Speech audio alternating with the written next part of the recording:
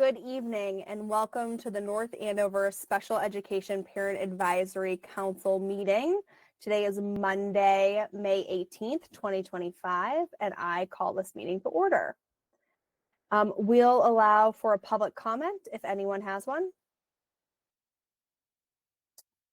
Hearing none, I think we can move right to our first order of business, which is our 2025-2026 elections.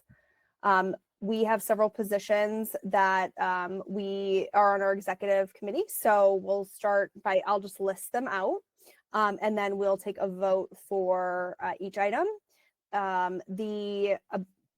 All you need is a simple majority vote in order to be elected to that position. So the positions are president, vice president, treasurer, secretary, public relations chair, and then there are two positions for members at large.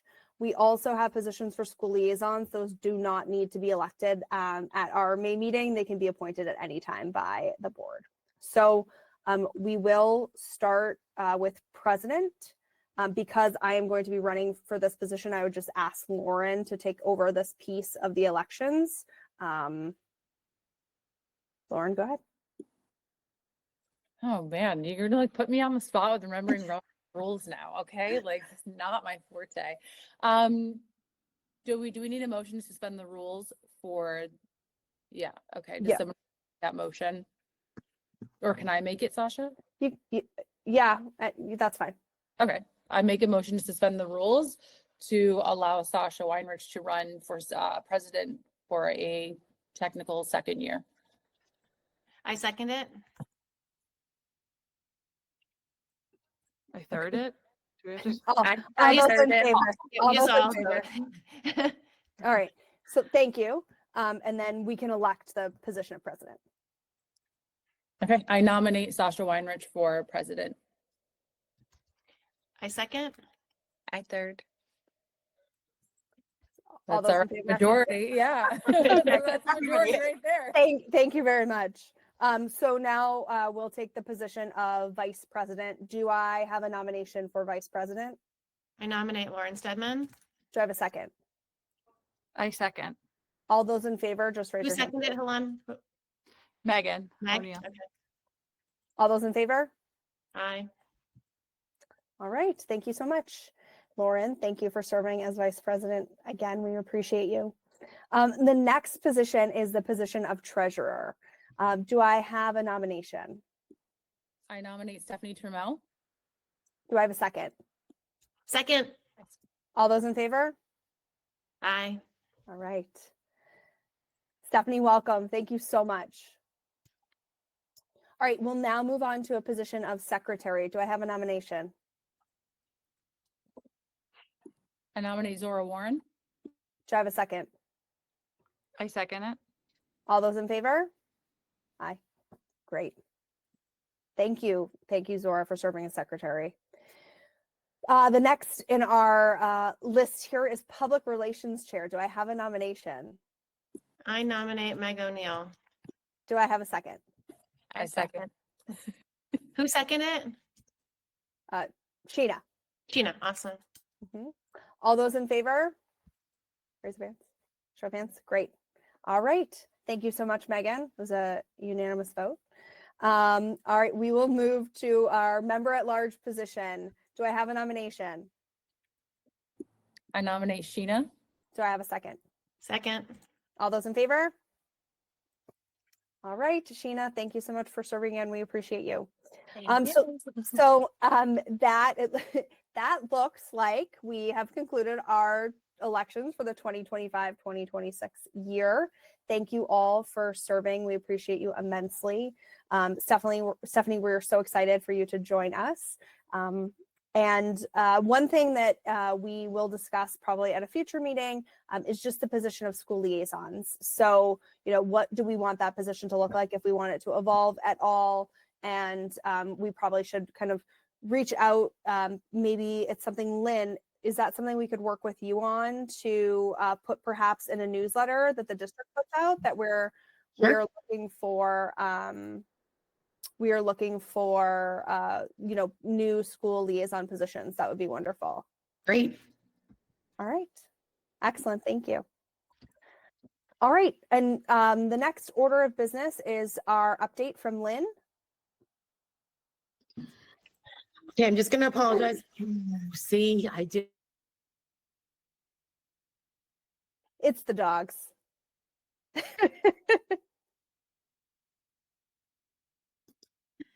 I literally was going to say, I'm going to apologize in advance. I was going to stay at the office, and then at the last minute, I decided to come home, and then there's dogs to battle and everything. So I apologize if I have to mute for a minute. First of all, it's nice to see everybody. I think, Sheena, I might have met you online one time, but I think, Stephanie, that this is maybe the first time that I'm meeting you. So nice to meet you. And if Sheena, I didn't, then it's nice to meet you as well. No, you're right. We did. I think maybe you had your hair up that time. Okay. Hi, Katie. All right. So updates. I mean, there's a lot going on in the world of North Andover, the world of special education. I think that the most important thing that it's so important to me to lead with is that during this time of sort of uncertainty and struggle around our budgets and all of that it's really important that I relay the message that we are planning thoughtfully for our special education students. We are taking into consideration the needs across all levels within our district, outside of our district, when the kids, have to go to an out-of-district placement. We are planning for all of those things. And I think that's really important that, for some of you, you may know my background, maybe not. This is the third district in which I've held a position similar to the one that I hold now. This is not, all this struggle is very public. This is not the first time that I've had to manage the world of special education in trying times and think creatively and thoughtfully about budgets and, how we make sure that we are meeting all of our student needs and being responsible. And sometimes I know Pam Lathrop has said it a couple times recently. Sometimes the struggle gives us the gift and the opportunity to reimagine how we do things. So while we might be doing some of that, reimagining and creatively thinking, we are not doing it at the risk of student progress harm to student progress. I guess that's how you say it. So one of the updates that you might have, heard about, we've alluded to it, and I've talked openly with, some of the SEPAC leadership around our separation from our partnership for our 18 to 22 programming. The top program, North Andover, decided to, sort of venture out on our own. There were so many reasons for that. And that conversation stemmed from before the time that I came here. Marcy had already started talking about that. And so it was really important to me that during any of the information sessions and during any of the communications, that it was clear that that decision was not one due to our budget issues. Now, in the reimagination and the creative sort of programming, I think we're going to make our money work better for us, but that wasn't the driving factor. And I did have a rumor that perhaps Andover talked about it as, North Andover's decision was rooted in its budget woes. So we're close communities, and if people had heard that from Andover, I was upset and saddened and disappointed. I still love the people. I was disappointed that they opted to put that as part of their communication. Some of the facts are that coming into September, we would have had collective as the two communities, we would have had 45 students as part of the 18 to 22 program. And some of you who work with populations like that know that the students that participate in a program like TOP are really low incident disability. They are they are under the categories of disabilities that are really low incidence. So the reason why it was started in the first place was because neither town had enough students to really make a program make sense. Well, now we have so many that it no longer makes sense because of space conditions. Andover was losing their space and was leaning heavily on the idea that they could we could shift the TOP program to North Andover into the old senior center. But when you looked at the space that was allotted in the old senior center, it was too small for 45 kids. So we've worked really hard as a special education department to communicate what is true and real for us, and the fact, most importantly, our excitement for being able to have this program in our zip code and under our watch. So hold on, I got more, hold on.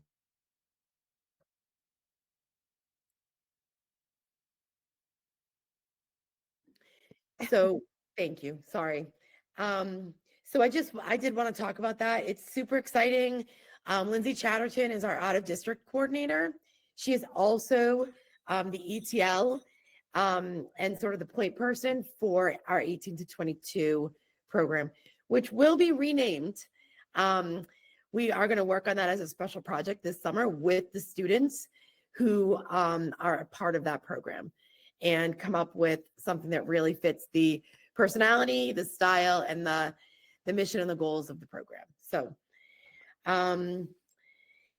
in other news, across the district, there is a lot of work going on around our transitions from kindergarten to first grade, from 5 elementary schools to 4, and from 5th to 6th grade, 8th to 9th grade, and then on to our 18 to 22 program. But our primary focus recently has been the absorbing the Kittredge School.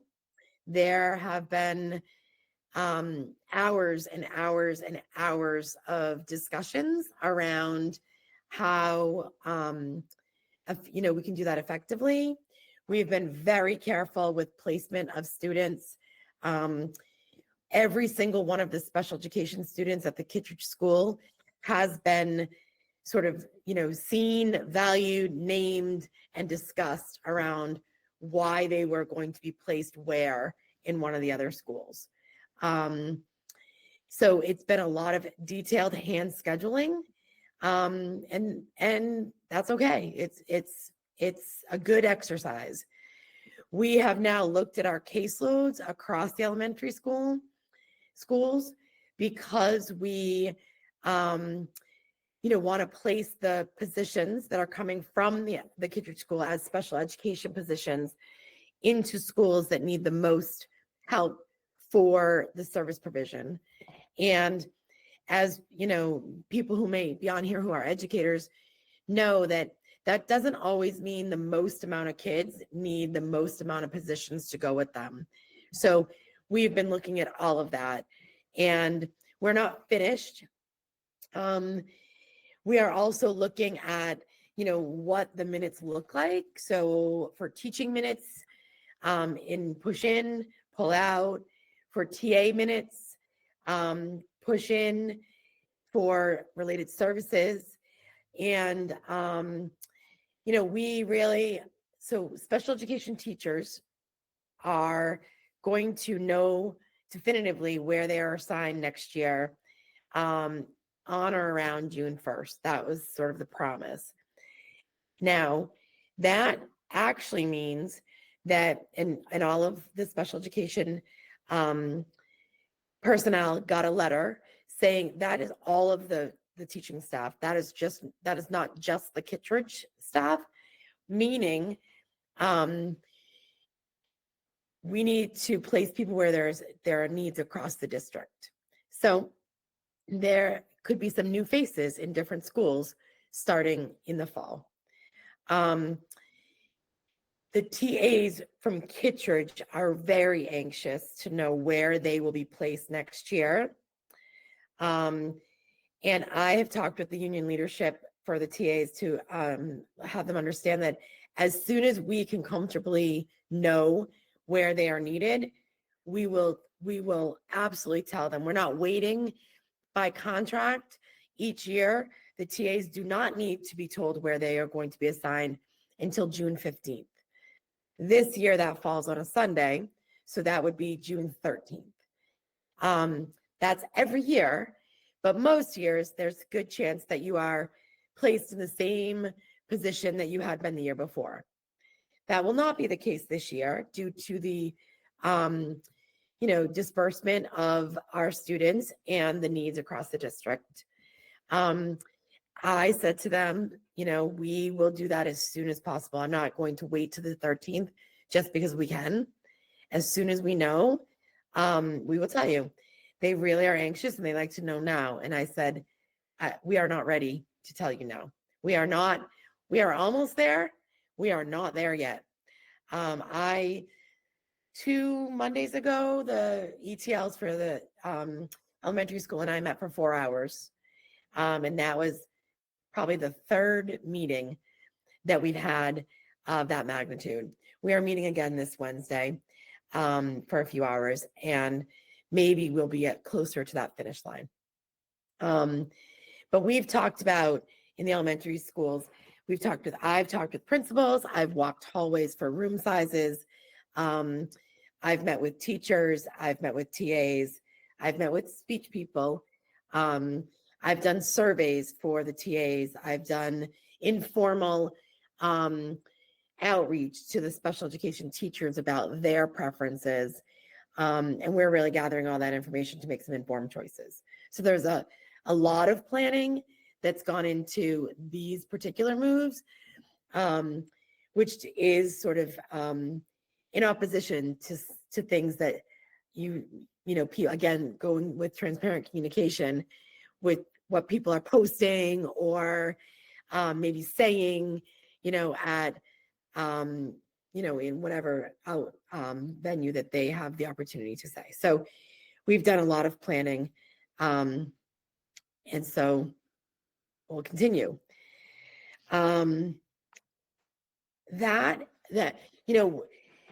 Things will look a little bit differently in the middle school as well. We're doing some reorganization about how services are provided by who. And I challenged the high school to really look at their staff carefully and to make sure, from sort of A to Z, that programs are servicing students appropriately within the right profiles. We are not unnecessarily recommending students for programs that may not actually need it, but may need something a little different than some support in the general education classroom. We've taken a look at numbers sort of in trends across the district, from speech to OT to PT, counseling, how and when students end up, with pull-out services for ELA and math. What grade does that happen? Where does that happen? For who does that happen? So we've been doing a lot of work. Awesome. Thank you, Lynn. We appreciate it. I know that we have public comment at the beginning and at the end, but we have a small group tonight. I'm happy to open it up for any questions. If there are any based on what Lynn has talked about. If not, we can keep moving, and we'll have the opportunity to take questions at the end as well. All right. I had a quick question. Yeah.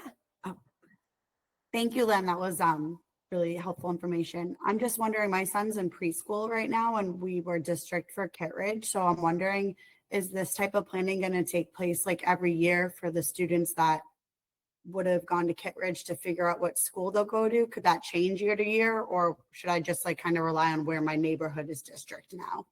So mostly you rely on where your neighborhood is districted now.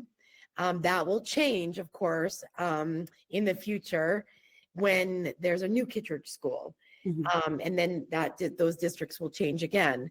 But for the most part, the neighborhoods have been reassigned to a new elementary school, unless there are some times that some of our students coming out of kindergarten need a particular program. Okay. And if that is the case, there are particular programs at specific schools. For example, the Thompson School has the SEL program, students who might need some help with regulating their emotional sort of state so that they can do their best learning. And if it comes to the point where, teachers and special education staff feel like a child absolutely needs that approach in order to make academic progress, then that team would talk about sending that child specifically to Thompson, regardless if their neighborhood school was somewhere else. Okay, great. It's good to know. Thank you. All right, you're welcome. One quick Emma? question for me. Oh, sorry. No, you can go. I'll go after. Okay. You had mentioned in the middle school you are anticipating some changes due to personnel. So what is that looking like so far? So some of these are big ideas that I haven't gotten to yet. And so I never want to say this is how it's going to be without like all of the stakeholders having that collaborative discussion opportunity and really providing the information relative to why things happen the way they do now. But I do think that there are some pieces that we could tighten up around our language-based programming at the middle school, around our current, which this is a struggle for people. It's a struggle for me. And I know that when you're part of a particular district, things just become the norm and very normalized. And so it's not a struggle to wrap your head around it, but the actual name of the program, PIP, is hard for me because it's hard for me because people talk about things interchangeably. Like if a student has a certain number of minutes which push their programming, like let's just pick an elementary school because so currently the PIP program's at Atkinson, but if at Franklin somebody has enough minutes outside of the general education classroom to be considered on their placement sheet, like partial inclusion, which is, 21 to 60% outside of the general education classroom. So that doesn't automatically equate with that student needing to move schools to go to Atkinson to be in the PIP program. So it's the names and sort of those meaning like partial inclusion is a placement, not really a program, but the PIP Atkinson, and then we have a PIP strand at the middle school are really more programmatic like placements versus a percent, like, which also are a percentage of time outside the gen ed classroom. But so that stuff, I think that just, it's hard, I think, for the internal faculty and staff to explain it well, although they understand it, but to explain it well, which then when not explained well, or if it's not explained well, creates confusion for families who don't live like inside the walls of the schools. So I think those things, like really being clear about what we're doing, where, and the rationale of why. We also just, I mean, this is a fact. So it's, I don't think I'm doing anything wrong by saying it, but we often, when we get to sixth grade, we have some students who had been members of the learning skills program at Sargent, and some students who had been part of the PIP program at Atkinson coming in together to the PIP program at 6th grade. But we also have a learning skills program at the middle school in 6th grade. So why are some of our kids, and not to say kids don't grow and change and their needs change, and that's all fine, as long as we can explain why the particular set of needs for a student now matches best with what PIP is in NAMS versus learning skills. So I think I'm doing some work with the teachers around that. Lynn, So- I'm so sorry. Can I interrupt? I want to because later on our agenda is also about the advisory committee for special education update.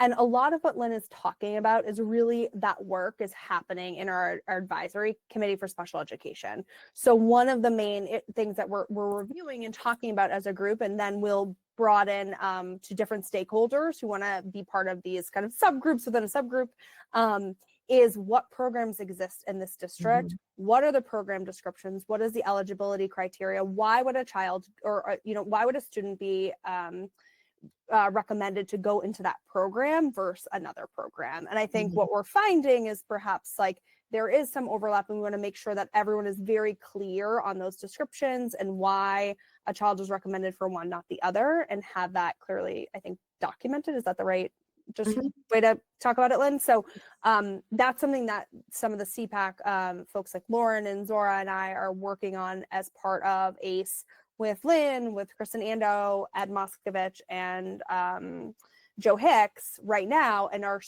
working a lot. And we had our earlier meeting today, and we are broadening what we're looking at as well, and are gonna expand to other stakeholders in the district.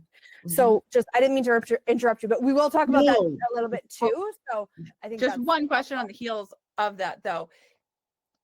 You're talking about just like programmatic name changes, or you're thinking of, and is this just moving forward, or is it the kids who are in PIP currently in the middle school, the program could potentially change for next year based on? No, I don't see any fundamental huge changes for next year. Nobody's looking to stop what's happening because what I'm talking about isn't attached to the work that's being done. It's really about the understanding, the clear communication, the appropriate program descriptions, the overview of the programs, so that kids land in the middle school where it is most appropriate and they can make the most progress. So thanks, Lynn. Thank you. Katie, you had a question? Yeah, it's partially answered. So as part of this advisory committee, going to be focused on kind of program alignment K to 12 to make sure that there's, yes. Okay, cool. Yes. Yeah. And my other question about that is, are we making any efforts or having thoughts around looking at kids that are out of district and figuring out how we can maybe serve needs in district? Is that? I mean, Yeah, we always look at that.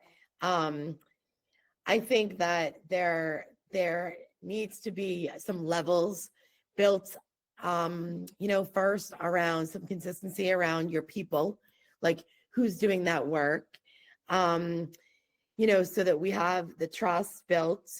And then, if once you build the trust, if what we have can't be articulately communicated with, sort of clear overview and program descriptions, it doesn't, I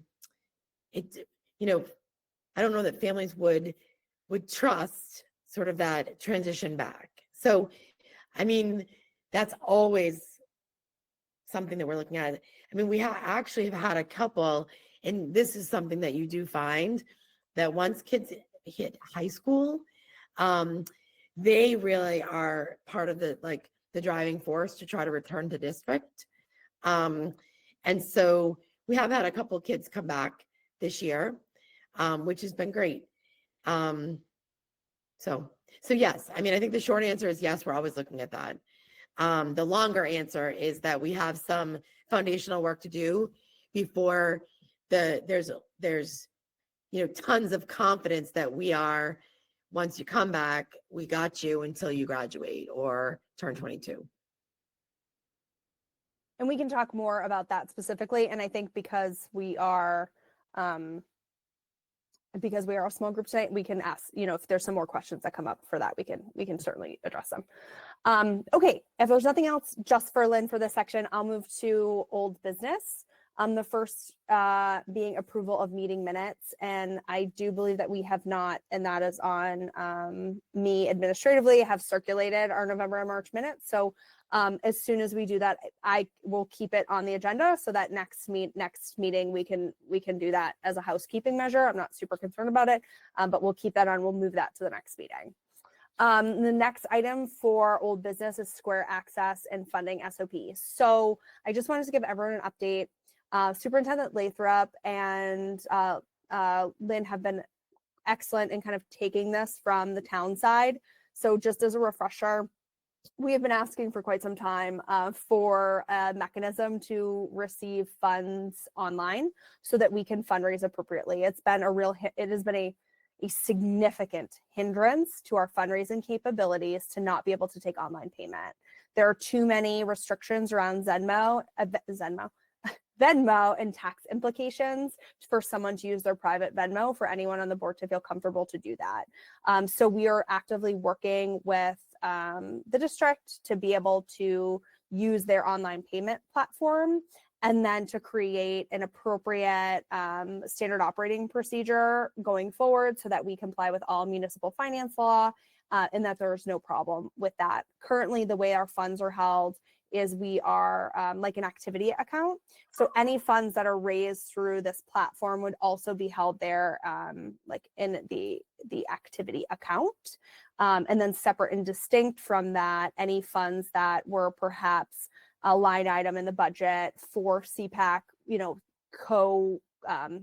collaborated initiatives, like if there was a presentation for parents or some other training, similar to the district does fund our membership to the Federation for children with special needs, because they host our basic rights presentation or other presentations for us. If we find someone else, Holly Vitsky Lynch has typically done our basic rights for us. But that's a state mandated requirement, a basic rights presentation annually. The district has to comply with that. It's not CPAC mandated, it's district mandated. So it's really a great, very wonderful but necessary thing for the district to hold that, and then we get lots of benefits from it. So so kind of just to give you like the lay of the land of that's what's happening. And then Lynn, I don't know if there's anything you want to add, just that we're working on getting that taken care of. Yeah, I mean, I think yes, I agree, and Pam's committed to that, and so. Yeah, and we're really excited. So I think that although it's been a little bit of a drag, I think once, we're past town meeting, I think that this summer is a great opportunity for us to get that squared away and get some really strong fundraising planning done in anticipation of next year, so we can hit the ground running. And really, our goal is to fundraise really heavily as soon as we have this platform, so that we can get some really wonderful events going on for parents. Our goal has always historically been that we want parents to feel like they are confident and they're equals when they fully informed member of the IEP team when they're sitting at that table. And so whatever we can do to help facilitate that, we'd like to do. All right. So next update is just the advisory committee for special education update. We kind of already talked about that. I don't know if Lauren or Zora have anything that they'd like to add. We've kind of, just to give everyone kind of a more specific update, we've kind of separated that initial core group into two parts, one focusing on gen ed, one focusing on special ed. However, we do come together periodically to share where we're at and kind of our deliverables, so that we have input from the folks focusing on both sides, so that there is overlap and collaboration. The last thing we want to do is think about these in silos, right? The whole point of this, frankly, is we need, both special ed and general ed to have buy-in for any initiatives that we're going to do, because the general educator is responsible for all students in their classroom. It's not just the special educator that is responsible for special education students. And we need really kind of, I think, that collaboration and culture shift as a community. And we're trying to work really hard to get there and to be supportive of that. I think that there's a lot of things that we're looking at. And if anyone wants to email us separately and has some interest in being a community member that is involved in that committee, please let us know. Anyone here, anyone listening at home, the more community input we have, the better. As a parent, as someone who perhaps, does not have a child with an IEP or 504, but has an education background or some background you think is valuable, it is as much or little of a commitment as you need. It can be a one-time meeting, as part of a kind of a group, or it could be several meetings. But we definitely open to all community stakeholder involvement. The next item on the agenda is the Special Education Stabilization Fund update. For those of you that were at town meeting, you'll know that there was 3 votes related to this stabilization fund. The first was transferring the money out of the stabilization fund to the general fund, which was approved by the voting members of town meeting.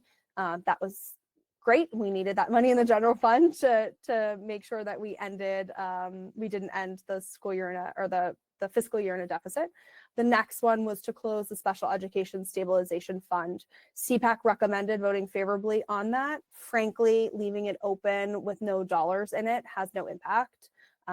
So it remains open, and that is okay. It was more of a housekeeping measure for now. The second piece was a citizens petition to transfer $700,000 into the Special Education Stabilization Fund, which they took no action on at town meeting. So what does this all mean?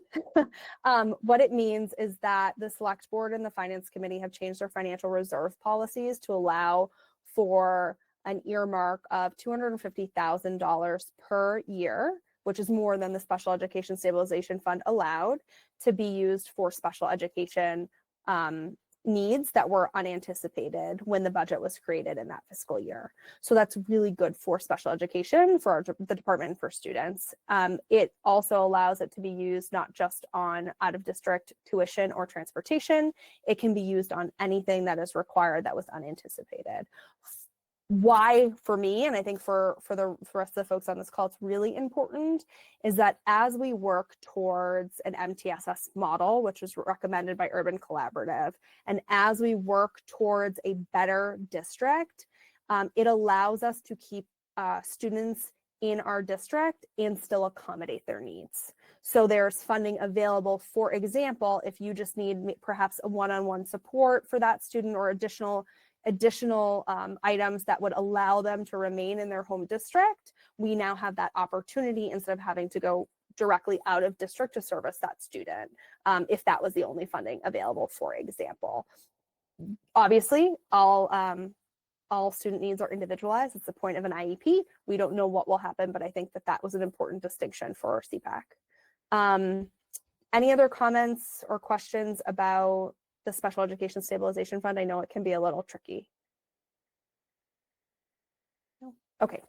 The next item for old business is Bit of Grace medical backpacks. I'm going to turn this over to Lauren to talk to us, and maybe Zora as well. Yeah, so really exciting. Zora and I were graciously accepted into a meeting with Chief Gray, his head of school safety, as well as another officer on the team there at the North Andover Police Department. And they were aware we initially wanted to bring these backpacks to them to explain what the benefits of the Bit of Grace backpacks are to our community.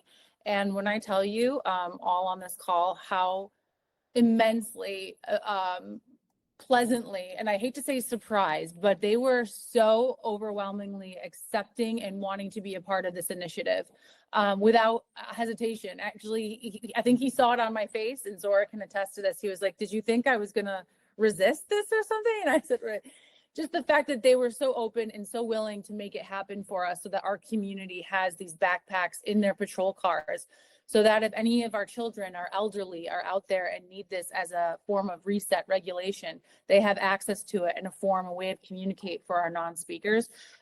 It's going to have a huge impact on North Andover as a whole. So now our kids have them in school, and they're able to see them out in the community with our police force. And when we left that meeting, Chief Gray got right on it, and they have already ordered backpacks from Bit of Grace. So they have already taken the initiative to do so. And I just want to say thank you again to Chief Gray, his team there, and for all the work that they do continuously for our community. And if you're a parent of a child with special needs, I highly, reach out to them, introduce your child, find out the different resources that they have.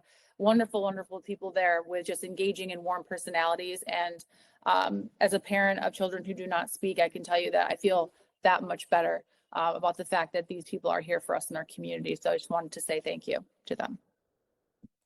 Zora, anything to add? I think the only thing I'd like to add is, I think as Lauren said, just the immediate, interest and I think as Lauren said, it was just this overwhelming want to partner. And so I think, this is a great place that we have. I don't mean to say start because I don't think it's that we're starting, but I think having this opportunity to collaborate with the North Andover Police Department, I think lays the groundwork for us to, continue to think about how can we work with our first responders to best serve our schools, but also our families here in the community. So I think it's a great start. So thank you to the North Andover Police Department. So wonderful. So wonderful.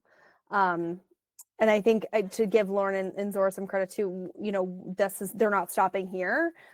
There's a lot of initiatives and ideas and ways that we are going to partner with local community stakeholders to make our town a more inclusive environment for all people.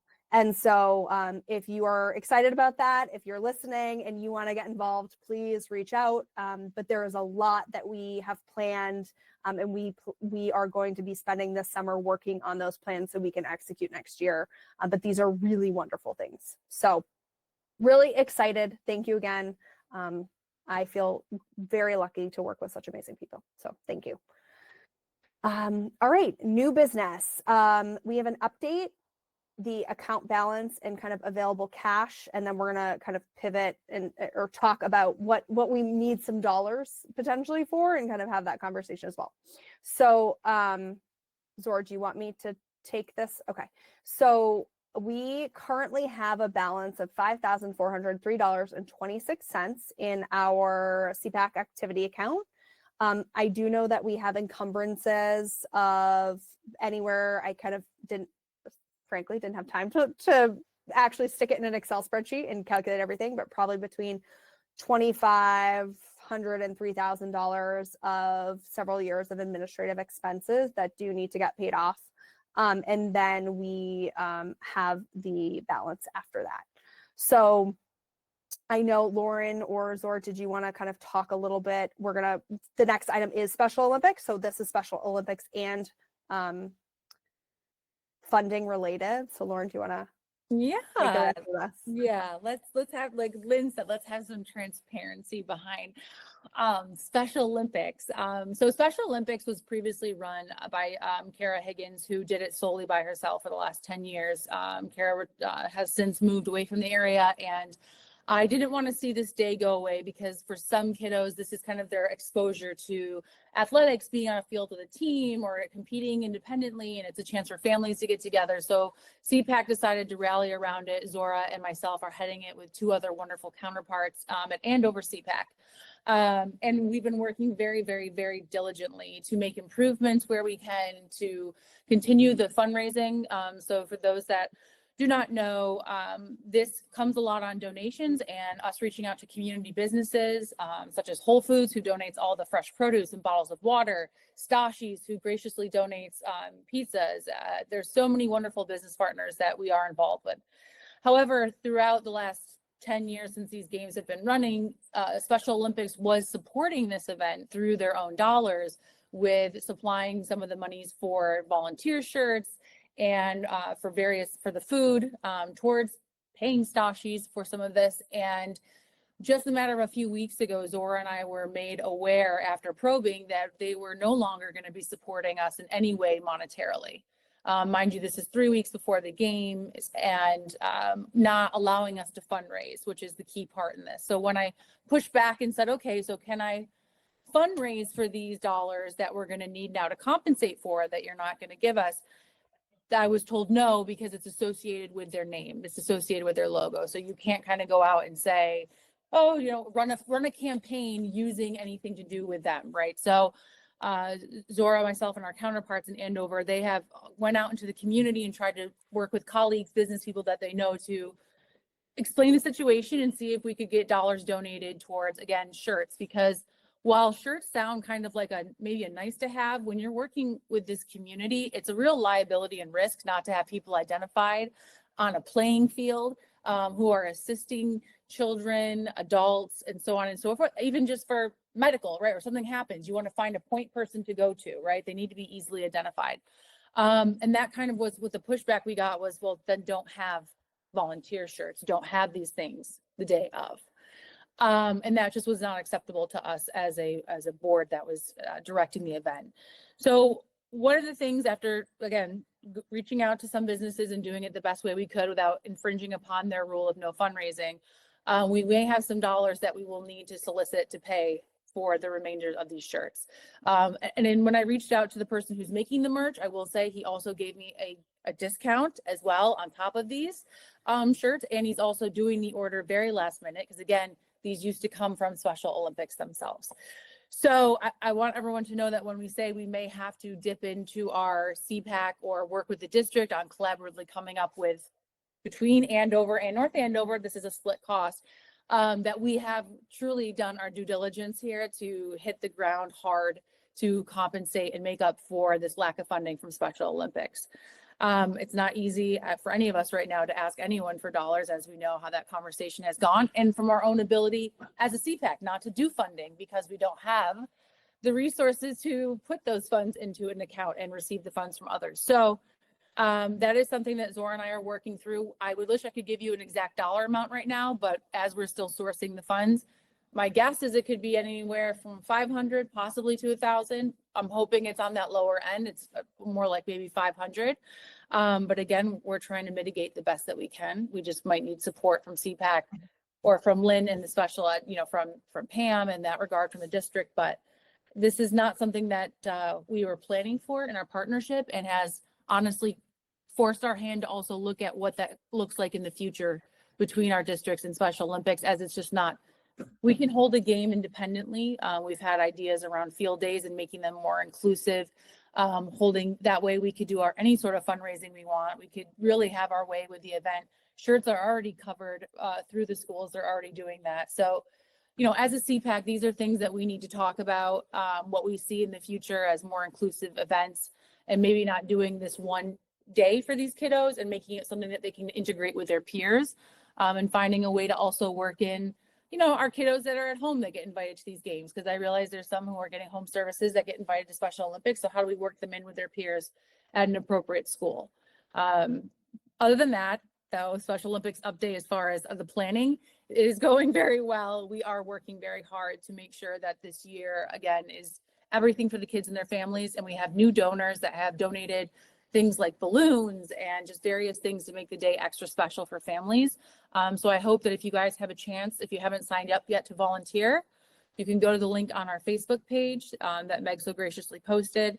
Sign up there for whatever hours you can donate of your time, but it really is something that you feel good when you do it. And I highly encourage you to get involved if you can. Thanks, Soren.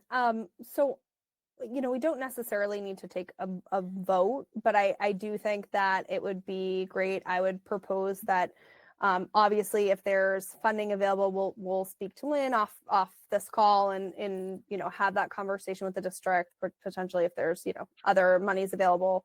But I'd also like to just propose that we as a CPAC kind of have a do not exceed, right? So that we agree that it is appropriate at this juncture. If we need to fund those shirts for safety reasons, we will do so, not to exceed $1,000.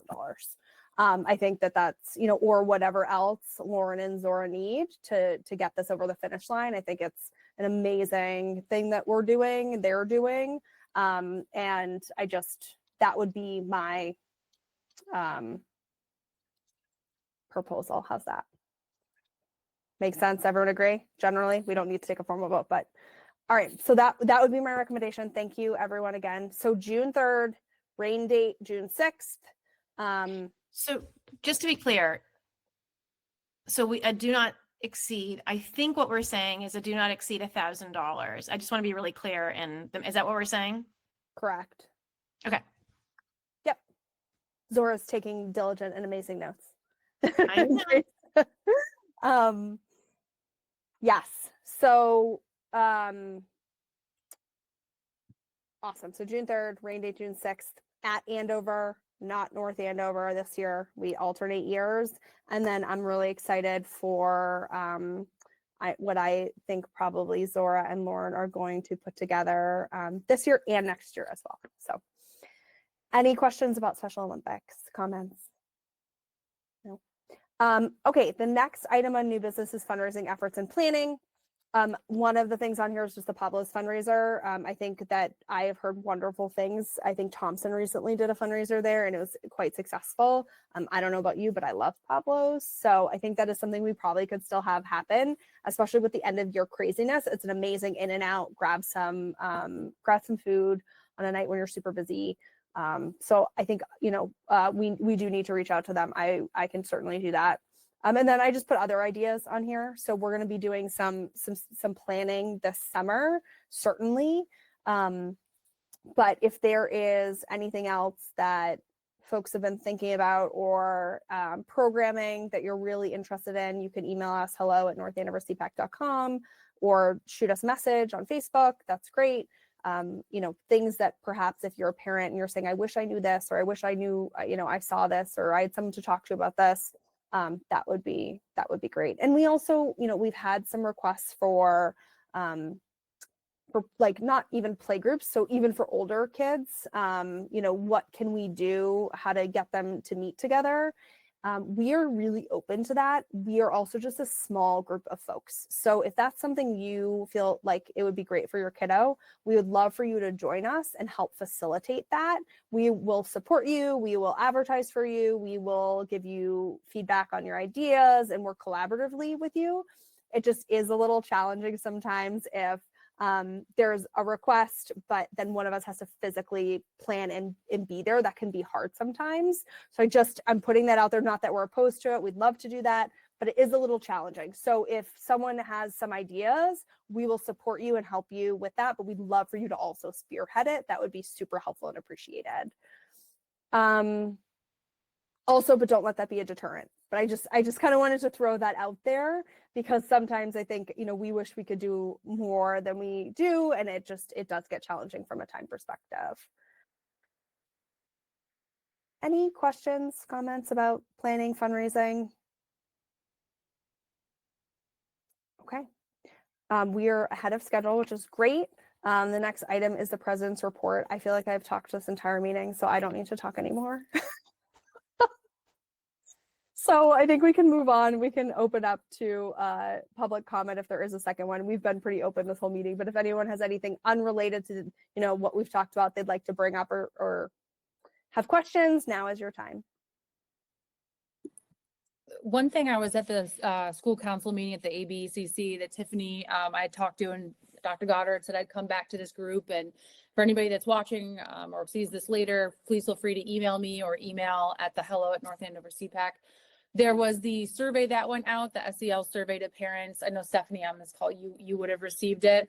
Any feedback that you have about the survey, any ABECC parents, Sheena, that would have received it. If you want to let me know your thoughts about it, I'm happy to kind of let her know any feedback about the survey that was sent out. Okay. And one thing, Lynn, I know you know this, but folks that are out of district are still not getting emails. I do know that, and it's a greater problem than I thought. So, because it has to do with our student management system and how we classify like the schools for kids, and I don't know why they can't be fixed. I did talk to Lindsay about trying to put together her own group. I will circle back with Thank that. I think we're going to be there are lots of things in the student management system that I think could be tweaked, and we've talked about this as a central office leadership team. So hopefully this can be remedied. Thank you. Appreciate it. I just, that was communicated to me by a couple folks. So appreciate it. Any other things that maybe weren't on the agenda we have the opportunity to talk about now before we head into summer? I had a question. Mhm. Are the links to this meeting sent on the emails? I feel like I don't see them there. I was just thinking that might be an easier place for people to find the link to join the meetings. Like on the weekly emails from like the principals. So sometimes, it also depends, if we, frankly, if we remember to send them to each principal and they remember to put them on their email and how that works. So sometimes that is the case. Sometimes, it doesn't get to every principal or the principals, don't get it in time for their weekly. So as a leadership team, because the principals get worried about things like when they come at different times and making sure that then they remember to put them in, to their newsletter. I can, if you have these preset with the links, we can give those to Michelle McHugh. So we decided as a leadership group that anything that you all need me, like when you ask me to send something out to the principals, I don't do that anymore. I give it to Michelle McHugh, who Okay. then sends it out if it's an email piece. I know in the past, we've also then done like hard copy stuff to schools, which is fine, but the email piece goes out from Michelle so that it hits everybody at the Right. same time. Because if Thompson remembers to send it out, but Sergeant forgot, then it causes, that inequity that we don't want. So Michelle McHugh from she's the admin assistant to the superintendent. She will send it out from central office to everybody. Awesome. That's great. So we'll make a point to make sure every time we have a meeting and it gets posted on, like, just as a matter of course. Meg, do you mind just sending it to Michelle as when we do this? Thank you. Appreciate it. Meg is the one that keeps all of our Facebook and agenda stuff And accessible I'll to tell everyone. Michelle, Meg, that you're going to do that. Meg is the best. All right. Well, I think that's it. If anyone is watching or on this call, wants to be a part of any planning or has ideas or whatever, please, we are so open to feedback. We also, probably in the beginning of the school year, once everyone has made their transitions to their school for next year, we will reach out if there are liaisons that want to be involved. We are really, really looking for liaisons. I also feel very strongly, I think Lauren does too, because we've talked about it. Lynn, we haven't talked about it. I feel very strongly that the PTO presidents meetings used to be incredibly helpful. So the CPAC president used to attend those meetings every month. Those meetings have not been happening. I think especially with the closure of Kittredge, it would be really wonderful for those to be brought back. And then there's increased communication between all the schools and CPAC. And it's really good, I think, for PTOs too, if it is run effectively and efficiently, because then we're all communicating. Katie, yeah. What does the liaison do?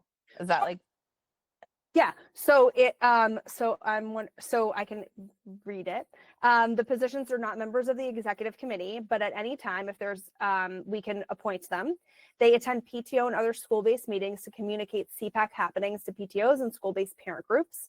And then they communicate directly with the CPAC to like about any specific school items that relate back to the mission of the CPAC. So you're like the in-between between your school and the CPAC. The intent is twofold. One is so that we have folks get involved that may not want to have as much of a commitment as an executive committee member, but feel strongly about, come to CPAC meetings anyway, and could be really great folks for their homeschool, so that they could make sure other parents know what CPAC is, and also just be like a voice for CPAC in the school, so that people know we are a resource. We're not this like scary thing. We're available to all types of parents. You could be unsure if your child needs an IEP or a 504, or you could, have a child that you anticipate perhaps is going to be on an IEP throughout their whole school career, right? There's like spectrums of this. We can be support people. And I think it's just a great way to have CPACs also understand what's happening at each school. Because sometimes if we don't have representation from each school, then we don't know what's happening on the ground. We can't be as helpful as we could be otherwise. And so it's really great for us as well, because then we can realize or think about things like perhaps the middle school, there is a gap in some way, or in the high school, and then it helps us be informed about our programming that we otherwise wouldn't be able to understand, if that makes sense. Yeah, that's great. Thanks. Okay. Yeah, sure. Maybe we can convince you. Oh, I'm totally in. I would love to do that. I love it. What is your homeschool next year? Well, I have one at Franklin and one at ABCC next year. Okay. All right. Well, we'll talk offline. We'd love, Okay. any participation. That's amazing. Thank you. Yeah. And we have certainly any of your friends or folks that may be at other schools, please let them know. We would love that. So, all right. Any other questions, comments? All right. Hearing none, do I have a motion to adjourn the meeting? Motion to adjourn. All those in favor? Aye. All right. The meeting is adjourned. Thank you so much.